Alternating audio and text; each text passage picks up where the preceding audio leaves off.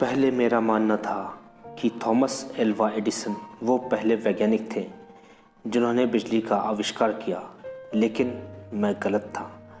आप ज़रा उस ज़िंदगी के बारे में सोचो जो हम 150 साल पहले जिया करते थे।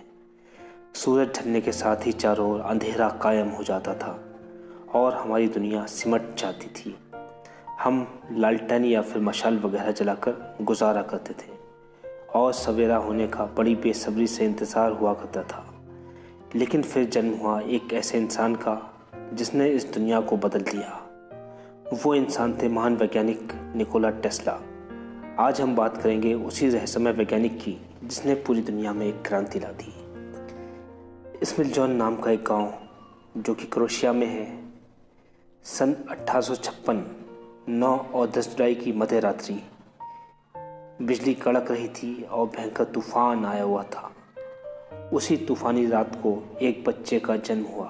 यही बच्चा आगे चलकर निकोला टेस्ला के नाम से फेमस हुआ।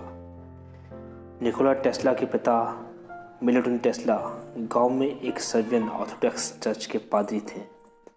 टेस्ला की मां डुका टेस्ला भी एक पादरी की बेटी थी। वो पढ़ी लिखी नहीं थी, लेकिन वो असाधारण प्रतिभा वाली महिला थी। घर पर खाली वक्त मिलने पर वो तरह तरह के औजार बनाया करती थी और अगर घर का कोई सामान खराब हो जाता था तो उसको रिपेयर कर देती थी। कुल मिलाकर वो एक इनोवेटिव महिला थी। अपनी माँ को घर का तरह तरह के सामान को रिपेयर करते देख टेस्ला को प्रेरणा मिली। टेस्ला बचपन से ही कई तरह के प्रयोग भी करते थे, जिसके कारण वो आसपास के इलाके में काफ़ी प्रसिद्ध थे। वो इंटीग्रल कैलकुलस के कठिन से कठिन सवालों को बिना किसी गलती के अपने दिमाग में ही हल कर दिया करते थे और उनके अध्यापकों को लगता था कि टेस्ला बेईमानी कर रहे हैं। टेस्ला बहुत कड़ी मेहनत किया करते थे, इसीलिए उन्होंने 4 साल की पढ़ाई को 3 साल में ही पूरा कर लिया और सन 1873 में वो ग्रेजुएट हो गए। टेस्ला के पिता उनको पादरी बनाना चाहते थे, लेकिन टेस्ला अपने आगे की पढ़ाई करना चाहते थे।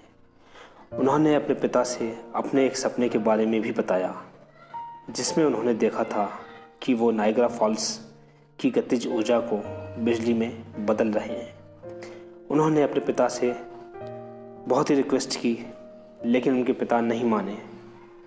ग्रेजुएट होने के बाद टेस्ला 1873 में अपने गांव वापस आए तो इनको कॉलरा यानी हैजा हो गया।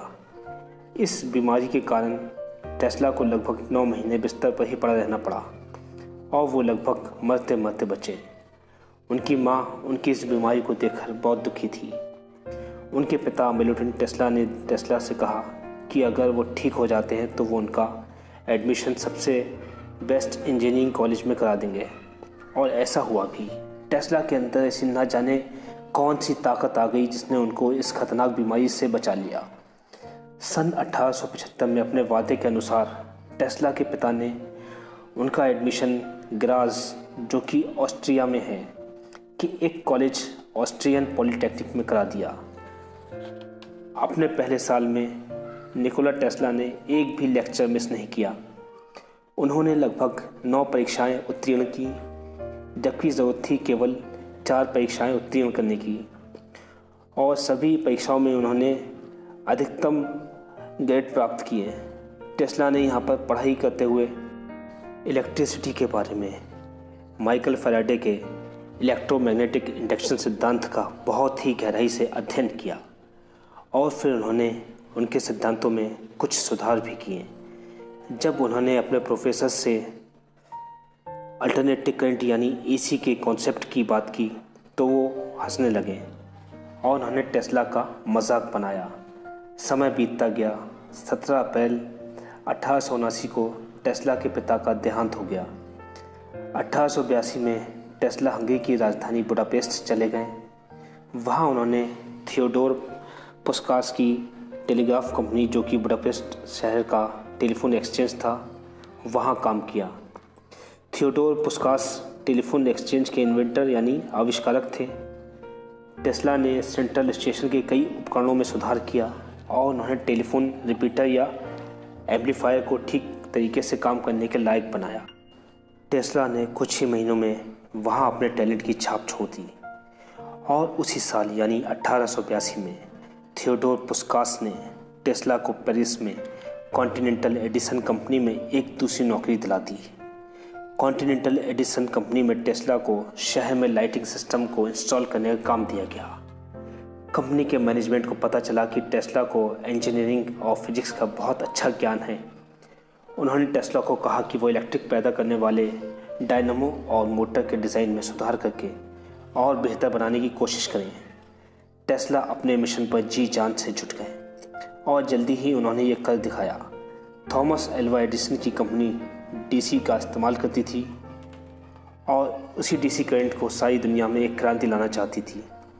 लेकिन डीसी करंट से जुड़ी ही कुछ समस्याएं थी, जैसे कि वो बल्ब जलाने के लिए तो ठीक था, लेकिन कमर्शियल यूज़ के लिए यानी मशीनरी को चलाने के लिए पर्याप्त बिजली उत्पन्न नहीं कर पाता था। अमेरिका में थॉमस एल्वा एडिसन और उनकी टीम इस समस्या को सुधारने में लगी थी, लेकिन उन्हें सफलता नहीं मिल रही थी। डीसी करंट के साथ एक दूसरी समस्या ये थी कि जिस क्षेत्र में बिजली की सप्लाई करनी होती थी उसी क्षेत्र में 1 मील की दूरी के अंदर डीसी पावर स्टेशन का होना ज़रूरी था, क्योंकि डीसी पावर स्टेशन का वोल्टेज दूरी बढ़ने के साथ कम होता रहता था। डीसी करंट के साथ तीसरी समस्या ये थी कि अगर लोगों को बल्ब जलाने के अलावा दूसरे उपकरणों या मशीनों को चलाना होता था जिसमें अलग अलग वोल्टेज की ज़रूरत होती थी, तो उसके लिए अलग से पावर लाइन बिछानी पड़ती थी। इसी कारण से इसका इंस्टॉलेशन और मेंटेनेंस बहुत महंगा था।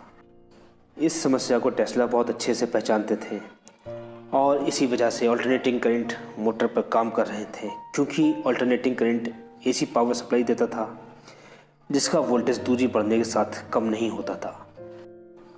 और जहाँ पर भी जितनी हाई या लो वोल्टेज की ज़रूरत होती थी उसको कम या ज़्यादा किया जा सकता था। मतलब कि रेलवे से लेकर घर तक की पावर सप्लाई एसी के ज़रिए की जा सकती थी। और दूसरी तरफ एसी करंट के प्रोडक्शन की कीमत भी बहुत कम थी। टेस्ला एसी मोटर के अपने मॉडल को दिखाने के लिए थॉमस एल्वा एडिसन से मिलना चाहते थे। अब वो समय आया जब टेस्ला ने अमेरिका में कदम रखा। हुआ कुछ ऐसा कि एडिसन के मैनेजर, जिनका नाम था चार्ल्स बैचलर एडिसन के सबसे ज़्यादा भरोसेमंद कर्मचारी और एक अच्छे दोस्त थे। चार्ल्स बैचलर निकोला टेस्ला को बहुत अच्छे से पहचानते थे, उनकी काबिलियत जानते थे।